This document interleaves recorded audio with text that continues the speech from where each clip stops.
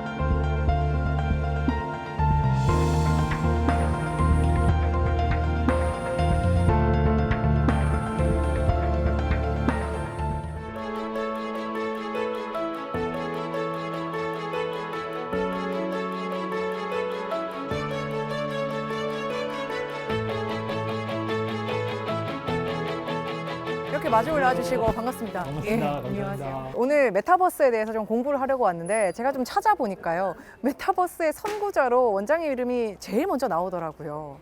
도대체 어쩌다가 이렇게 선구자가 되셔서 좀 동의하세요? 먼저 좀 여쭤볼게요. 네. 제가 선구자가 아니고 나라가 선구자였던 것 같습니다. 저희 나라가 온라인 게임을 가장 먼저 상용화한 국가이고요.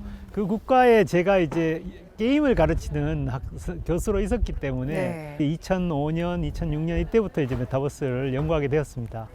제가 조금은 좀 신뢰가 될 수도 있는 도대체 왜 선구자가 되셨냐 이런 표현을 쓴 게 아주 유명한 소설가로 기억하시는 분들이 더 많으실 거예요. 영원한 제국 이인화 작가로 기억하고 있는 분들이 훨씬 더 많으실 것 같은데요. 도대체 이인화 작가가 어떻게 하다가 메타버스의 선구자가 되었나, 메타버스에 뛰어들었나, 도대체 무슨 일이 있으셨던 건가요? 제가 스토리텔링을 가르치고 있었고요. 이게 근데 게임 안에 들어오니까 이게 스토리텔링이 단선적인 게 아니고 제가 조작을 하면 게임 안의 세계가 변하는 인터랙티브 스토리텔링이 되더라고요.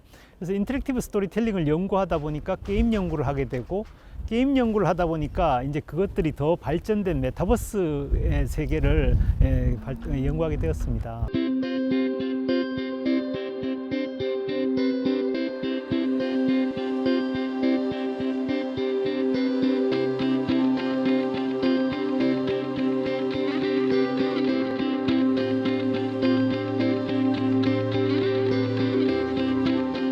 한류 메타버스 전당 사업 같은 건 저희들이 건의를 해가지고 예산이 받아낸 사업이거든요. 전 세계 187개국에 1억 5,660만 명 매일 한류 콘텐츠들을 소비하는 이 팬덤 커뮤니티들을 메타버스로 불러오자. 그리고 이 안에서 그 팬덤 커뮤니티들의 명예 전당도 구미의 폐공장에 만들어주자. 그래서 이런 것들을 저희들이 직접 중앙정부에 건의를 해서 예산을 받았고 이 예산을 가지고 연구 용역을 지금 수행하고 있습니다. 신라완경도 마찬가지인데요. 저 신라완경 메타버스가 지역의 문화관광 자원이 되고 지역의 메타버스 기업들이 일어서는 계기가 되도록 하는 게 저희들의 역할이라고 생각을 합니다. 책에서 이런 말씀을 하셨더라고요. 제가 좀 적어왔어요. 메타버스에서 기술이 얼마나 첨단적인가는 중요하지 않다. 메타버스의 진정한 가치는 사람과 사람 사이의 사회적 관계라는 본질에 있기 때문이다. 이렇게 말씀을 하셨는데 좀 풀어서 말씀을 해주신다면요. 예, 좀 사례를 들어서 말씀을 드리면 이런 사례를 말씀드릴 수 있을 것 같습니다. 대구 북부 정류장 근처에는 파키스탄에서 오신 분들이 이렇게 식당도 하시고 마트도 하시면서 모여 사시거든요. 이분들은 낮에는 이제 한국 손님도 받고 한국 사람들도 만나고 이렇게 한국에서 살고 계시지만 저녁에 이제 집에 돌아가시면 스카이프로 파키스탄에 있는 엄마한테 이제 병이 좀 나았는지 뭐 이렇게 묻고 친구들도 만나고 이렇게 하시죠. 네. 그럼 이분은 한국에도 살고 계시지만 파키스탄에도 사실은 살고 계신 거죠, 실질적으로. 네, 연결이 되니까요. 예. 이런 분이 우리나라 인구의 지금 3%인데 사실 내용적으로 보면 나머지 97%도 이렇게 살게 되는 것이 메타버스 시대라고 할 수 있습니다. 그러니까 네. 현실에서 직장 생활을 하고 또 집에 가면 자기가 좋아하는 팬덤 커뮤니티에서 네. 또 살든지 혹은 자기가 좋아하는 게임 세계에서 살든지 네. 가상 공간과 현실 공간을 이제 병행해서 살게 되는 그런 제페토 로블록스는 메타버스의 페이빙웨이 컴퍼니, 길을 닦은 회사거든요. 이 페이빙웨이 컴퍼니가 이제 MZ 세대, 아주 유소년 세대에게 이렇게 이제 전 세계의 사람들과 만나서 같이 일할 수 있다는 것을 처음 체험하게 해준 거죠. 로블록스 인터내셔널 서버에 가면 201개국의 애들이 모여서 노는데 그 말이 하나도 안 통하는데도 아무 문제 없이 잘 놉니다. 얘는 인도에서 온 어린애고 얘는 한국에서 온, 같이 이제 점핑맵에서 이렇게 뛰다가 이제 되게 친해지고 그럼 이제 걔한테 이제 선물도 주고 편지도 보내고 그런 것들이 다 가능해지는 애들이 알아서 지가 구글 번역기를 하든지 이제 AI로도 대화하고 SNS로 대화하는 이런 시대가 되었습니다. 메타버스 산업은 AI 산업과 굉장히 밀접한 관계가 있습니다. 챗 GPT가 촉매제가 된 인공지능의 어떤 창작력 폭발이 어마어마하게 진행되고 있습니다. 이게 어디서 소비될 것인가? 이걸 소비할 수 있는 시장이 바로 메타버스입니다. 그러니까 인공지능이 생산하고 메타버스가 소비하는 새로운 시대가 열린 것이거든요.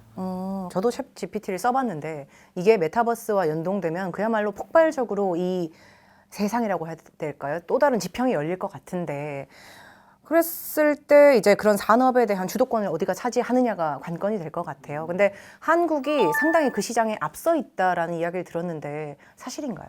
한국은 메타버스 산업에서는 세계 굉장히 첨단의 선두주자라고 말씀드릴 수 있겠습니다. 이것은 한국이 김대중 정부 때 이제 IT 인프라를 빨리 깔았지 않습니까? 빨리 깔고 거기에 근거해서 MMORPG라고 하는 온라인 게임이 발달을 했습니다.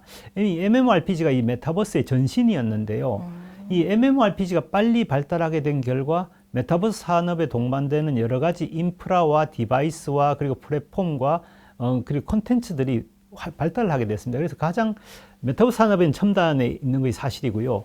다만 한 가지 이제 우리가 과연 AI 연구에서 세계 첨단에 있는가 그건 절대 아니거든요. 미국이 이 AI 시장의 한 72%, 중국이 한 24%, 나머지 나라들이 그 조그마한 그것들을 가지고 있는데 우리는 그 나머지 나라 중에서도 한 2군, 3군에 속하는 국가입니다. 그래서 이런 불균형을 지금 정부에서도 인식을 하고 있고 2023년, 24년부터 이것들을 이제 따라잡기 위한 아주 특단의 대책들이 나올 거라고 생각을 합니다. 그러면은 이 메타버스가 이 사회 전반에 뭐 경제적으로든 사회적으로든 새로운 영향들을 파생하게 될 텐데 그런 부분에서 가장 좀 핵심적인 부분은 어떤 부분에 영향을 줄 거라고 보세요? 메타버스가 가장 중요하고 빠르게 정착될 영역이 제조업과 농업이라고 생각을 합니다. 제조업은 지금 사실은 그 기존의 어떤 제조업에 들어갔던 기술 교류 비용들을 이제 감당하기가 힘든 시대가 되었어요. 점점 더 원가 절감에 이제 매진해야 되는 그런 경쟁의 시대가 되었는데 예전처럼 독일에 있는 기술자를 한국에 불러가지고 숙박을 시키고 비행기를 타고 오게 해가지고 공장 기계를 고치는 시대는 끝났습니다, 이제. 공장이 완전 디지털 트윈이 되어가지고 독일에서 전문인가가 고글을 쓰고 들어오면 한국의 초보적인 어떤 그 지식을 갖고 있는 기술자가 독일 기술자의 지도에 따라서 공장 기계를 고치는 이런 시대가 이제 바로 지금 시대고요. 우리가 가장 그 현실에서 민감하게 느끼는 교육 서비스만 해도 그렇습니다. 이제는 정말 교수 중심의 교육, 대학 교육이라고 하는 게 이제 끝났다는 생각이 드는 것이고요. 인공지능 중심의 대학 교육이 이제 시작되는 시기라고 말씀드릴 수 있습니다. 메타버스에 의해서 전 세계가 하나의 대학으로 이렇게 연결되어 있습니다.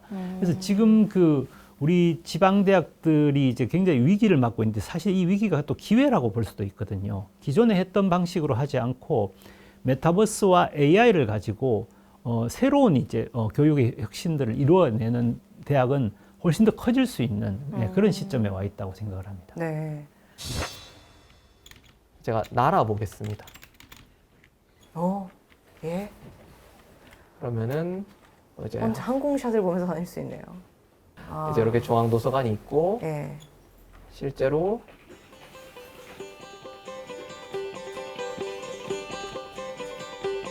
이런 이제 동상들도 다 구현이 돼 있고요.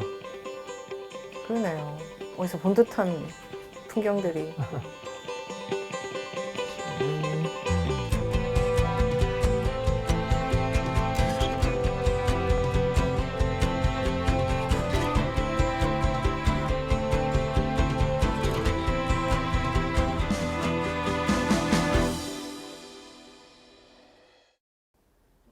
다들 여기 저 중앙도서관으로 와 보시죠.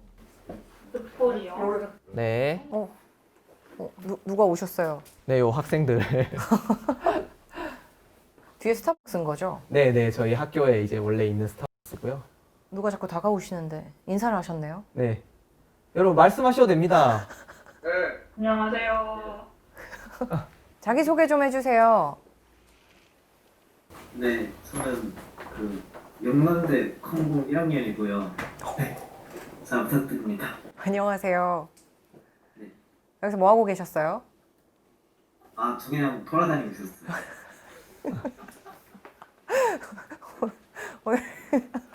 너무 귀엽게 왔다 갔다 하시는데 진멍님 안녕하세요. 뭐 하고 계세요? 저 여기서 서버 돌아다니면서 얘기하고 있었어요. 누구랑요? 이 사람들 친구들이요. 같이 이야기하고 플레이하고 해요. 지금 여기 왜 들어와 계세요? 밖에서 노는 것보다 여기가 더 재밌나요? 현실에서는 걱정이나 고민이 많은데 게임 속 제 캐릭터는 그런 게 없으니까 심리적으로 더 편안하고 재미있는 것 같아요. 자, 여러분 중앙으로 가봅시다. 중앙.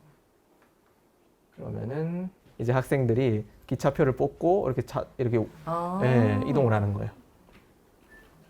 그렇죠. 여기에 보시면은 시공 80 철도교통이라고 네. 예, 이제 여기서 운행하는 기차고요. 오, 마을이 연결되어 있는 노선도도 있네요. 예, 노선도도 이렇게 있고. 엄청 디테일하네요. 예, 이렇게 내리면은 새마을역에 내리고요. 학생들이 만든 새마을이라는 이제 마을인데 학생들이 직접 만들었죠. 여기 우체국도 이렇게 있고. 예주님? 예? 예주님도 혹시 이 메타버스 공간, 이 게임처럼 보이는 이 공간에서 뭘 만드시기도 하시나요? 아, 지금은 제가 군인이라서 못 만들고 있지만 네, 원래는 저 많이 만들었었어요. 어떤 걸 만드셨어요? 제가 평소에 가지고 싶었던 집의 모양이나 이런 것들을 좀 생각을 해서 만들었었고 네. 아니면 그냥 조형물 같은 거를 좀 많이 만들었던 것 같습니다. 이 공간 안에서의 경제 활동도 해보신 적 있으세요?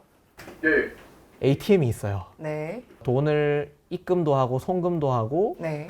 또 이제 이 안에서 얻을 수 있는 자원들을 판매를 할 수가 있어요. 네. 또 유저들이 각자 이제 시장을 만들어서 서로 요 바로 뒤에거든요. 여기가 학생들 시장인데 각자 이제 시장 건물도 자기가 직접 짓는 거고 여기입니다. 네. 이렇게 이제 각자 자기 아이템들을 사고 팔고 이런 상점들이 많이 있습니다. 진멍님 여기서 실제 우리가 생각하는 그 장사를 하시는 거예요? 네. 진멍님 같은 경우는 네. 지금 저희 영남대에서는 3번째로 돈이 많으신 진멍님 지금 이 세계 세 번째 갑부신데요. 네. 제가 궁금한 게 좀 극단적인 질문이긴 하지만 현실 세계에서 밖에 나가서 뭐 실제로 경험할 수 있는 걸 하고 즐기는 시간이 더 좋으세요? 아니면 이 공간에서 놀고 시간을 보내는 걸 선호하세요? 둘 다 각자 다른 매력이 있어서 어떤 걸 선호한다고 말하긴 어렵지만 뭔가 사람이랑 같이 있고 싶은데 혼자만의 시간도 즐기고 싶을 때 좋은 것 같아요. 신기하네요. 네. 사실 중요한 거는 메타버스냐 메타버스 아니냐가 아니에요. 네. 중요한 거는 누군가랑 만나고 싶다라는 그 욕구거든요. 그러니까 저희가 처음 이제 시작하게 된 계기가 팬데믹이었어요. 네. 예, 팬데믹이 이제 사실 대구 경북이 엄청나게 심했잖아요. 네, 그렇죠. 그 상황 속에서 누군가를 만나고 싶어도 만날 수가 없는 그런 상황이 펼쳐지니까 네. 그러면은 그 대안이 없을까? 대학의 역할이 뭔가? 예, 누군가를 만날 수 있게 해주는 공간. 단순하게 공부만 하는 게 아니라 네. 그런 것들을 좀 재현해보자. 이런 취지에서 사실 메타버스 캠퍼스를 저희가 만들었고요. 네. 거기서 친구들을 실제로 사귀고. 그 취재를 했었던 것 같아요. 이제 전국 첫 비대면 캠퍼스였잖아요. 네, 메타버스 맞습니다. 캠퍼스가 영남대에서 그 말씀하신 팬데믹 때 구현이 됐는데 이런 아이디어랄까요? 기술들을 바탕으로 대기업과도 이렇게 작업이 있으셨다고 들었거든요. 영남대학교 메타버스 캠퍼스를 이걸 전국 최초로 만들었어요. 네. 그래서 이제 처음에 저희끼리 영남대학교 메타버스 입학식을 열었어요. 네. 신입생 친구들을 모아가지고 네. 메타버스 안에서 입학식을 막 열고 나니까 네. 이제 실제로 메타버스를 연구하시는 교수님께서 네. 저희가 영상을 이제 유튜브에다 올려놨더니 보시고 연락이 온 거예요. 이거 괜찮은데 강의 자료로 좀 쓰고 싶다. 네. 이거 얼마 전에 쓰셔라. 라고 하니까 그분이 LG전자에 가셔서 그 자료로 강의를 하신 거예요. 네, 그러고 나서 이제 LG전자에서 연락이 왔는데 네. 이제 LG전자 사원들을 대상으로 그 사내 교육 과정이 있대요. 네. 사내 교육 과정이 이제 미국에 있는 대학에 가서 수업을 듣고 이제 수료식까지 마치고 오는 그런 과정이었는데 코로나 때문에 그게 안 되잖아요. 네. 물리적인 거리가 있다 보니까 저희가 뭐 줌으로 수업을 듣는 것도 좀 한계가 있고, 야, 너네 메타버스 캠퍼스 만들었다고 하는데 그러면 우리를 위해 가지고 미국에 있는 대학을 만들어 줄 수 있어? 네. 네. 그렇게 된 거예요. 그래서 같이 미국 대학을 LG랑 협업해서 네. 메타버스 상에 만들고, 그걸 토대로 수료식도 열고, 네. 뭐 그런 행사를 진행을 했었습니다. 동아리 신분 때. 학생 때 네, 그런 학생 작업을 때 하셨어요. 했습니다. 굉장히 흥미로운 경험이었을 것 같은데, 근데 제가 말씀을 듣다 보니까 뭐 제가 기자여서 그런지 모르겠지만 또 이렇게 자꾸 이렇게 질문들이 생겨요. 뭐 예를 들면 팬데믹 때는 상황이 그랬잖아요. 그래서 맞아요. 예. 굉장히 좋은 대안이 되었을 거라고 생각을 해요. 근데 팬데믹이 풀리고 우리가 다시 비대면의 공간이 가능해졌을 때 이 메타버스, 특히 메타버스 캠퍼스가 기존의 대면 캠퍼스보다 우위를 점할 수 있는 게 어떤 걸까를 생각해 봐야 할 것 같은데요. 결론부터 이야기하자면요. 오히려 팬데믹이 끝나고 학생들이 더 많이 들어왔어요. 네. 처음에 걱정했어요. 와, 우리의 영광은 이제 끝났다. 영광의 시대가 갔다. 끝났다. 네. 이렇게 생각을 했는데 오히려 원래 거기서 놀던 친구들이 여기서 재밌으니까 개강을 해서 친구들 또 데려오는 거예요. 예. 여기서 같이 놀겠다 이거죠. 더 확장시켜주는 거예요. 그러니까 예전에는 저희가 팬데믹 상황 때는 네. 이 메타버스라는 공간이 현실의 대체 역할을 수행했었어요. 그렇죠. 근데 이게 팬데믹이 점차 끝나가면서 네. 엔데믹으로 가면서 현실을 확장해주는 공간이 되어가고 있는 거예요. 네. 네. 그래서 훨씬 더 큰 꿈을 꾸게 됐어요. 우리가 영남대는 좁다. 확장하자. 네. 영남대는 좁다. 그러니까 원래는 이제 영남대 학생들만 모이는 공간이었는데 이거를 확장해서 다른 대학들을 다 모은 거예요. 그래서 저희가 서울대학교도 있고 네. 뭐 동의대학교, 건국대학교 뭐 이런 전국에 있는 한 20여 개 대학들이 다 이 하나의 지구 안에 모여 있습니다. 저희가 앞으로 메타버스 시대의 주역들을 키우고 네. 동시에 메타버스를 조금 더 생생하게 디자인할 수 있는 그런 부분에 대해서 꾸준히 계속 개발을 하고 있습니다. 이런저런 다양한 메타버스 어떤 기술들에서 한국이 뒤처지지 않다, 앞서고 있다 이런 이야기들을 많이 하잖아요. 네네. 근데 이 업계에 계시면서 실제로 대한민국의 메타버스 역량이 이 정도까지 왔구나 하는 그런 걸 느끼실 때가 있나요? 굉장히 앞서가고 있다고 생각을 합니다. 저는. 예. 왜 그렇게 자신 있게 말씀을 드리냐면은 제가 겪은 일이기 때문이에요. 작년 저희가 3월 달에 영남대학교 본부하고 같이 조인을 맺어서 입학식을 그때도 진행을 했었어요. 네. 이때는 이제 저희 학생들끼리만 한 게 아니라 네. 진짜 학교의 차원에서 지원을 해줘가지고 영남대학교 신입생 일동은 영남대학교 입학이 허가된 것을 영광으로 생각하며 재학 중 영남대학교 학칙 및 재규정을 준수하고 학생으로서의 본분을 지켜 성실히 면하게 정진할 것을 이 메타버스 공간에서 아바타의 모습으로 엄숙히 선서합니다. 2022년 2월 28일 신입생 대표 이 모두 큰 박수 부탁드립니다. 그 안에서 이제 학생들 한 4,000명 정도가 들어왔습니다. 총장님도 들어오시고 그래서 막 같이 이렇게 뭐 어우러져서 네. 놀이처럼 네. 이렇게 이제 입학식을 진행을 했었는데요. 그게 저도 모르는 사이에 해외에서 난리가 난 거예요. 영국 BBC에도 보도가 되고 그 다음에 홍콩 경제일보, 뭐 프랑스, 독일, 이탈리아, 일본 뭐 전 세계 제가 헤아려 보니까 한 50개국의 언론사에 다 보도가 됐더라고요. 네. 예. 한국에 있는 어떤 대학교에서 네. 메타버스로 입학식을 하다. 어, 다른 해외에서도 굉장히 토픽으로 다룰 만큼 전례가 없었나 전례가 보네요. 없다라는 네. 거예요. 네. 예. 그러니까 그 말인 즉슨 지금 우리가 다양한 방면에서 적어도 메타버스 기술을 활용해 가지고 네. 이런 행사도 하고 굉장히 많이 하잖아요. 네, 그렇죠. 이런 것들이 엄청 앞서 있구나. 개인적으로 엄청나게 많이 느꼈습니다. 예. 미국의 수도는 워싱턴이지만 그 미국 AI 산업, 미국 그 첨단 산업의 수도는 워싱턴이 아닙니다. 예, 그건 실리콘밸리잖아요. 그리고 마찬가지로 한국의 수도는 서울이지만 한국 AI의 수도, 한국 메타버스의 수도는 서울이라는 법이 없습니다.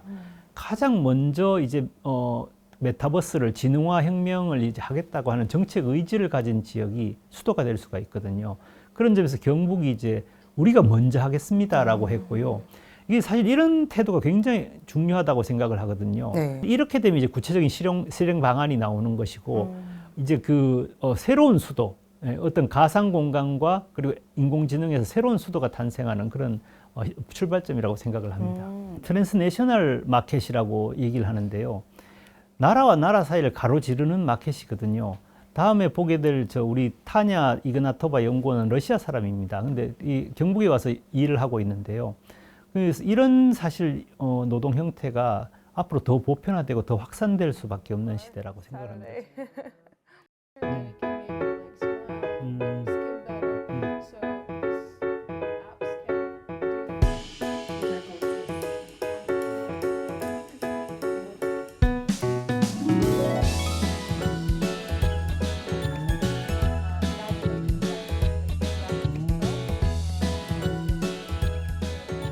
So we are trying to recreate the Shulawangyong, its ancient, like 8th century look. Of course, there's not much data on that time. So based on imagination, on some scraps of information, we're trying to recreate through AI the visual, the image of the city. But because AI is kind of sensitive for the word positioning, for the different many things, so you gotta try again and again with like the combinations. So you born in Russia? Yes. And you studied in Seoul, Korea? Yes. And for now, you're in Gyeongbuk now, right? Yes. Yes. So can I consider you as a kind of, I don't know, is it a proper word, but Yeah. anyway, a metaverse person? On some level, maybe. 지금까지는요, 사실 원장님과 제가 나눈 이야기가 좀 긍정적인 이야기들이 많지 않습니까? 근데 이 메타버스의 시대가 오는 게 인간에게 그러면 유토피아냐, 디스토피아냐 이런 논란은 계속해서 있어 왔는데 좀 부정적인 측면의 우려는 없을까요? 부정적인 측면은 일단 메타버스 안에서도 뭐 성희롱이나 뭐 약취 유인 같은 이런 그 범죄들이 지금도 일어나고 있고요. 그리고 그 메타버스와 AI가 이제 없애버리는 직업도 굉장히 많거든요. 예, 사람들의 직업이 급격히 없어지고 있고 뭐 여러 가지 그 문제들이 생기고 있는데요. 이것은 첨단 그 기술이 이제 처음 사회에 도입될 때 어쩔 수 없이 내야 되는 어떤 세금이라고 생각을 합니다. 그래서 우리가 이건 참 안타까운 이야기인데 그거를 딛고 우리가 그 인공지능이 할 일들에 플러스 알파를 해가지고 새로운 직업을 찾아내야 되는 것이 바로 우리가 지금 해야 될 일이고 지금 나아갈 바라고 생각합니다. 이 해결책을 도출하기 위한 집단지성들이 이제 모일 거거든요. 가령 이제 올해 1월 6일부터 이제 1월 21일까지 다보스 포럼이 있었지 않습니까? 다보스 포럼의 의제가 저성장, 사회적 양극화, 기후위기 이건데요. 사실 이런 문제들이 토론되고 해결되는 것도 메타버스인 거죠. 그러니까 이게 워낙 이제 지구가 하나의 어떤 사회로 이제 초연결되었기 때문에 네. 메타버스 같은 그 환경이 아니고는 서로가 이제 효율적인 방안들을 도출할 수가 없는, 예. 궁극적으로 지구촌 사회 전체가 메타버스와 AI 시대로 이제 가야 이 초록별 지구의 생존이 보장되는 그런 시점에 와 있다고 생각을 합니다. 그러니까 사실 메타버스의 가장 중요한 특성이자 그리고 장점이 어떤 물리적 거리에 제한이 없다라는 거예요. 저희 이제 영남대학교 메타버스에도 사람들이 이제 영남대학교라고 자꾸 얘기를 하니까 진짜 100% 영남대학교 학생들만 있는 줄 알아요. 근데 아니거든요. 서울대학교 학생인데도 여기 들어와서 막 놀기도 하고 네. 뭐 어디 이제 해외에 있는 친구인데 여기 와서 막 놀기도 해요, 같이. 네. 저는 그 키워드를 챙겨가는 게 앞으로에 있어서도 굉장히 중요하다고 봐요.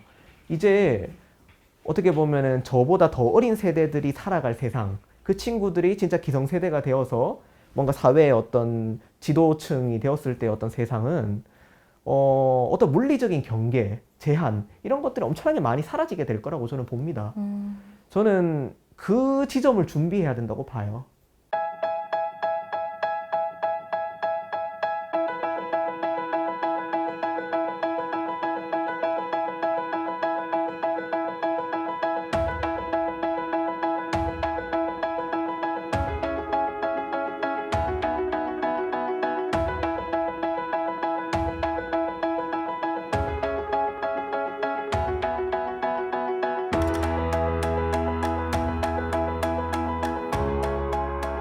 오늘 메타버스 이야기를 하다 보니까 이렇게 날이 저물었는데요. 어떠세요? 저는 개인적으로요. 참 궁금하기도 하고 기대가 되면서도 좀 두렵기도 해요. 그래서일까요? 지피지기면 백전백승이라는 어떻게 보면 고루한 이 옛말이 이 최첨단 미래 세계가 코앞으로 닥쳐온 바로 이 순간 너무나도 가슴 깊이 와닿습니다.